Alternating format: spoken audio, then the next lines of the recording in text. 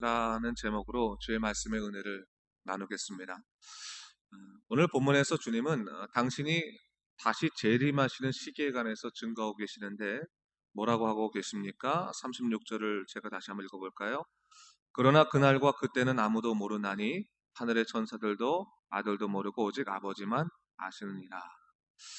주님의 재림의 시기를 오직 아버지만 알고 계시고 아무도 모른다. 그렇게 말씀하고 있죠.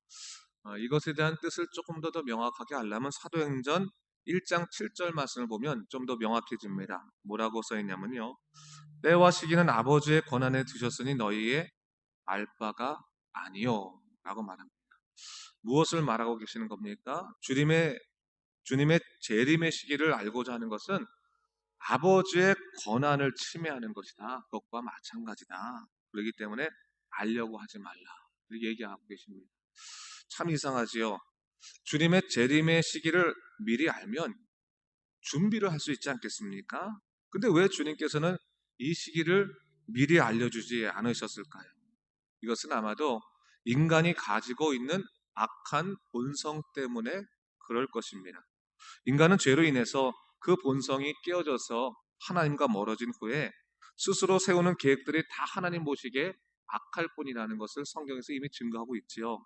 창세기 6장 5절 말씀에 이렇게 말씀하지 않습니까? 여호와께서 사람의 죄악이 세상에 가득함과 그의 마음으로 생각하는 모든 계획이 항상 악할 뿐임을 보시고, 이 말씀이 있어요. 이 세상에 죄로 가득 차서 사람들이 마음으로 생각하는 모든 계획들이 결국 어느 방향으로 가냐면 악한 방향으로 갈 수밖에 없다라는 것이요.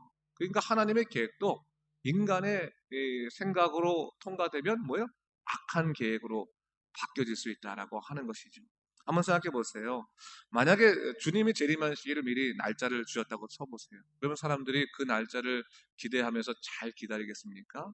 아마도 그 날 정해놓고 내가 하루 전날까지는 세상 열심히 그냥 즐기며 살다가 하루 전날에 예수님한테 회개 열심히 하고 그리고 그 다음날 천국 가겠다라고 생각하는 삶이 있을 수도 있고, 또 어떤 단체들은 그런 우리 옛날에 시한부 종말론이라고 그러지 않습니까? 그런 단체 만들어놓고 가정이 무너지고 사회가 무너지는 그런 그 잘못된 것으로서 바뀌어질 수도 있다는 거죠. 악한 일이 넘칠 수 있다는 것을 예상할 수 있습니다. 그래서 아마 주님께서는 인간에게 때와 시기에 관해서 가르쳐 주지 않으셨을 것이다 라고 볼 수 있지요.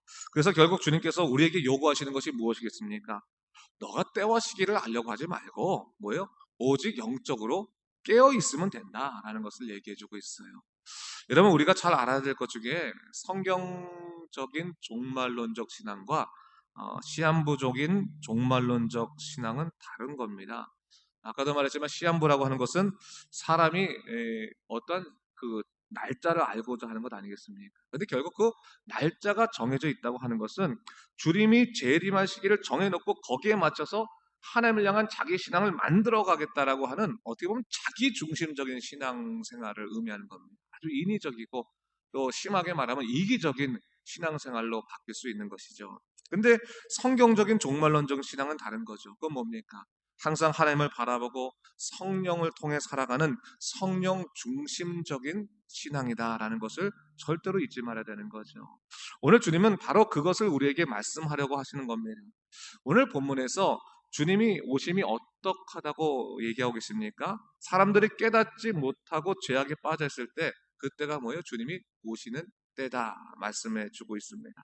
그래서 주님이 오시면 어떤 사람들은 데려감을 받고 어떤 사람은 버려짐을 당할 것이다라는 것을 분명히 주님께서 얘기하죠. 심판은 너에게 임한 현실이라는 것을 분명히 인식하라는 것을 얘기하고 있어요. 여러분, 주님의 재림은 심판이 현실화되는 겁니다. 결국 그렇죠? 하나님이 계수하는 날인 거예요. 우리 인생을 계수하는 날인데, 그 심판은 버려짐과 택하심으로 나뉘고 구원과 형벌로 완전히 운명이 갈라지는 날이라는 거죠. 그래서 주님은 그때가 이르러 후회하지 말고 항상 깨어 있어 준비하라라고 이야기하고 있습니다. 근데 바로 여기서 우리가 깨어 있어야 될 이유가 분명히 있는 거죠. 그렇다면 우리가 한번 이런 생각도 해볼 수 있을 겁니다. 주님이 우리에게 또 깨어 있으라 말씀하시면서도 준비하라고 말씀하셨는데, 준비한다는 것이 과연 또 어떤 의미인가라는 것이죠. 한번 이렇게 생각해 볼 수 있습니다. 어떤 사람이 등산을 참 좋아하는데 그 등산을 좋아하는 사람이 자기 친구에게 야, 내가 언젠가 너에게 등산을 같이 가자고 할 테니까 한번 등산 가자라고 한 거예요. 근데 그 상대방은 뭐 등산도 좋아하긴 하지만 다른 여러 가지 것들을 좋아한다고 쳐봐요. 그런데 어느 날 전화가 온 거예요. 전화가 와서 야, 몇 월 며칠까지 나와 만나자라고 했을 때 만약 이 전화 받은 사람이 여자였다고 쳤을 때 근데 그 여자가 생각하기를 그날이 생각해보니까 자기 생일날이라는 거죠. 아, 잘 됐다. 아마 저 남자가 나한테 전화 건 것은 내게 생일 잔치를 해주려는 거구나. 멋진 곳에 레스토랑에 가서 밥을 먹고 또 좋은 곳을 구경시키려고 하는 거니까 드레스 같은 걸 입어야지라고 생각하고 탁 나갔는데 남자는 등산복을 입고 나왔다는 거죠. 그렇다면 과연 이 여자가 준비한 것이 쓸모 있는 준비였는가, 쓸모 없는 준비였는가를 우리가 분명히 알 수 있는 거죠. 사실 그것과 좀 비슷하다고 볼 수 있습니다. 여러분, 사람이란 존재는 자기 중심적으로 준비할 때가 많은 거예요. 내가 생각할 때. 그러니까 다시 말해 하나님한테도 내가 이렇게 하면 하나님의 기쁨이 되겠지, 또 이렇게 해야지라고 하지만 사실은 우리가 생각하는 것보다 중요한 것은 뭐냐면 하나님의 생각대로 우리가 사는 것이 중요한 거죠. 하나님의 뜻대로 사는 것이 중요한 거죠. 하나님의 말씀대로 사는 것이 중요한 거겠죠. 내가 원하는 대로 살아서 그것을 하나님께 완전히 기쁨 드릴 수 있다고 생각하는 것 자체는 사실 이게 좋은 것만은 아닙니다.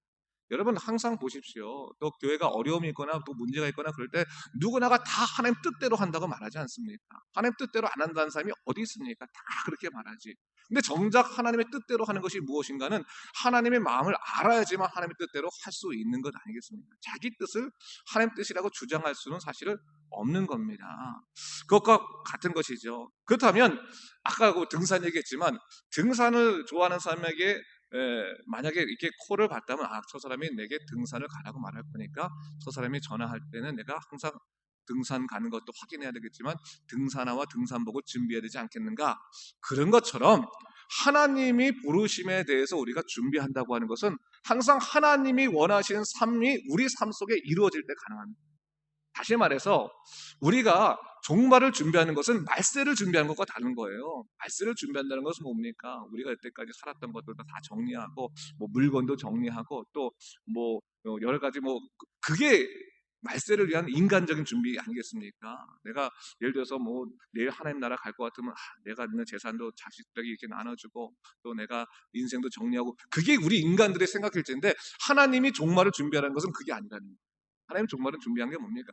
언제 우리를 데려간다 할지라도 하나님의 통치가 우리 삶 속에 완벽하게 이루어지는 삶을 원하신다는 거예요. 매 순간 하나님이 드러나시는 삶, 하나님으로 말미암아 기쁨을 누리는 삶, 그것이 오히려 종말론적인 준비라고 하는 거예요. 다른 게 아니라. 다른 말로 하면 좀 쉬운 말로 하면 뭐냐면 여러분이 신앙생활을 기쁘게 하는 것 자체가 종말을 가장 잘 준비해요. 뭐 여러분 뭐 준비할 때 이 세기 말이 됐으니까 이제 막 지구에 지진도 막 나고 여기도 지진 났지만 지진 막 나고 그러니까 이제 큰일 났다. 물건도 미리 정리하고 또 내 일기도 쓰고 그게 준비가 아니라 오늘을 기쁘게 하나님의 능력 가운데 말씀으로 살아가는 것 하나님의 통치와 성령의 능력이 오늘 우리 삶에 가득 차 있는 것 자체가 종말론적 준비라고 하는 거예요. 다른 게 있는 게. 그렇다면 여러분 오늘 깨어 있으라는 게 뭡니까? 항상 깨어 있으면 하나님의 선하신 뜻이 뭐 여러분 오늘 가서 사업하실 때나 그밖에 여러 가지 할 때 하나님께서는 과연 이것을 무엇을 원하실 것인가? 또 하나님께서는 어떤 것을 기뻐하시는 것인가? 또 나는 말씀을 통해서 얼마나 기쁨의 삶을 살고 있는가? 나는 하나님으로 말미암아 얼마나 만족하며 살아가고 있는가? 그것들을 항상 돌아보고 하나님과 동행해 사는 삶이 얼마나 기쁜지 모릅니다. 하나님의 동거하심이 내겐 참 큰 위로가 됩니다. 그렇게 살면 하나님이 어느 순간 갑자기 야, 갈 때가 됐다라고 하더라도 하나님 가십시다.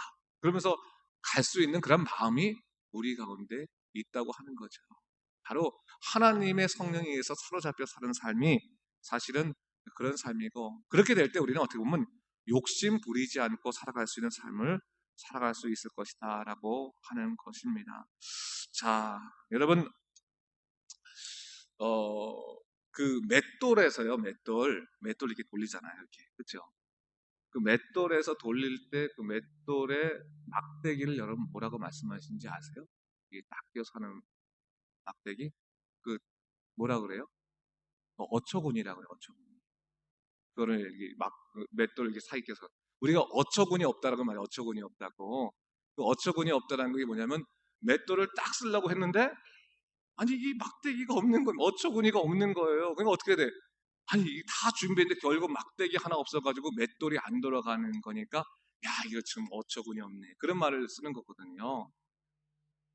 마찬가지. 우리 믿음 생활할 때 마치 다른 거 다 준비된 것처럼 보이고 모든 거 다 한다고 하는데 하나님이 역사하신 성령의 능력 그거 하나 없으면 그렇죠?